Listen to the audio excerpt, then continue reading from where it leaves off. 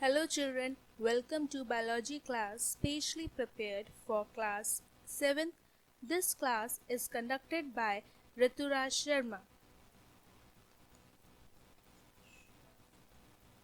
In this class we are going to study about chapter 1 plant tissue.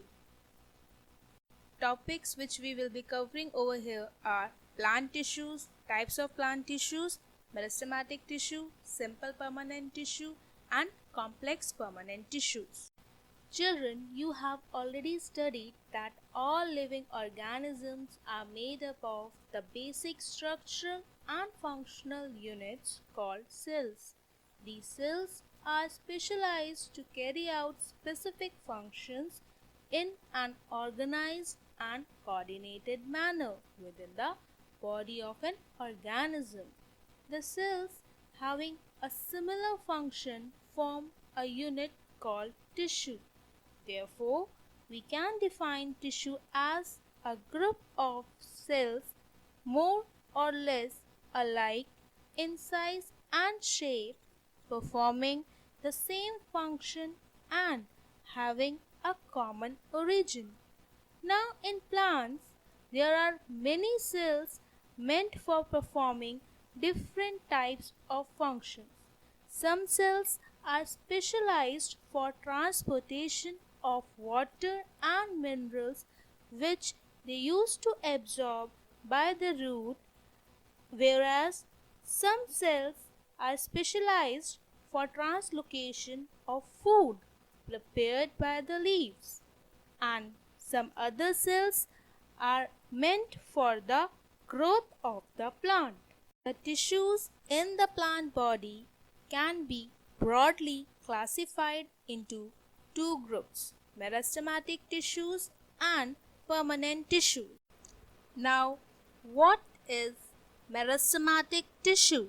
Meristematic tissue is a group of actively dividing cells, means those cells which keep on dividing and increase in their size. Where are they located? Meristematic tissues, they are located at growing tips of the roots, stem and leaves. So this means the meristematic tissue at these places, they will help in increasing the height of the plant and the size of the plant. Okay, now meristematic tissue students, they are further divided into three types on the basis of their location. Number 1, apical meristem, 2, lateral meristem and 3, intercalary meristem. Now let us study about the types of meristematic tissue in detail. Apical meristem, it is found at the tips of shoot and the roots. Therefore, it brings about elongation of stem and roots. See children, as the apical meristem, it is present on the tips of shoot and root. So, when these cells, they will repeatedly divide and increase in the number, this will help in increasing the length of the root and shoot. This we can see when we used to dig the soil, the roots, they are going deeper and deeper inside it. It's because of repeated division of the meristematic tissue. Next is lateral meristem. Now lateral meristem found beneath the bark and the side portion of the shoot and root. Bark is the outer covering of the plant, children. So they are under that. Now what is their function? How they will help the plant? They will help the plant to increase the diameter of the plant organ. See, apical was increasing the length and the lateral, it will be increasing its diameter. So the thickness depends on the lateral meristem. Third is intercalary meristem. It is found at the base of the internodes. Okay. So its main function is to produce an increase in the length of the plant organs. The organs of the plant, the sideways branches, the leaves, fruits, all they used to increase. How they are increasing? The sideway branches, how it increased? When the intercalary cells, they repeatedly, these type of cells divide and they increase. So they will be increasing the length of the lateral organs. Okay, children? Now next is structure of meristematic tissue. Cells of meristematic tissue are small in size. They are spherical, longitudinal or oval in shape. Each cell has a very thin cell wall. They are compactly arranged without any intercellular space. This means between the two cells, space is absent. Next, each cell contains a large and conspicuous nucleus. This means that the size of the nucleus is big and it's clearly visible. And the nucleus is surrounded by abundant cytoplasm. Means the amount of cytoplasm is more.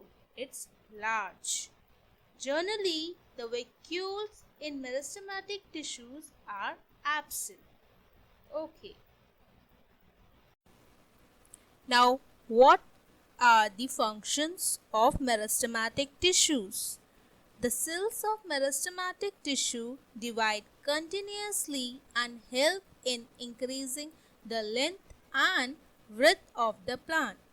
Second, the meristematic tissue continuously form a number of new cells. So, children, this means that meristematic tissues, they are dividing and forming the new cell, and as the new cells are formed, they just piled up one above the other, and this increases the plant length as well as width.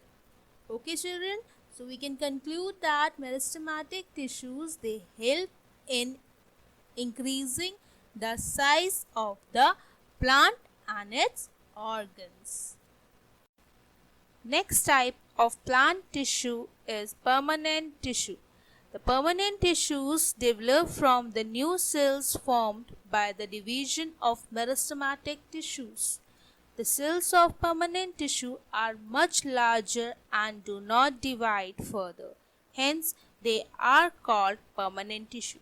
See, children, in the permanent tissues, they have lost the power of cell division. This means the cells will not divide and form the new cell. Therefore, they remain same throughout the life. So, due to this, they have a definite form and size. The cells of permanent tissue are thin or thick cell walled with very little or no cytoplasm. They have large vacuole and the cells are completely dead, but they are adapted to perform some special functions in plants. With this, we end part 1 presentation. Remaining portion of the chapter plant tissues we will be covering in next presentation. I hope, children, this presentation will help you to understand the topics clearly. Thank you and have a nice day.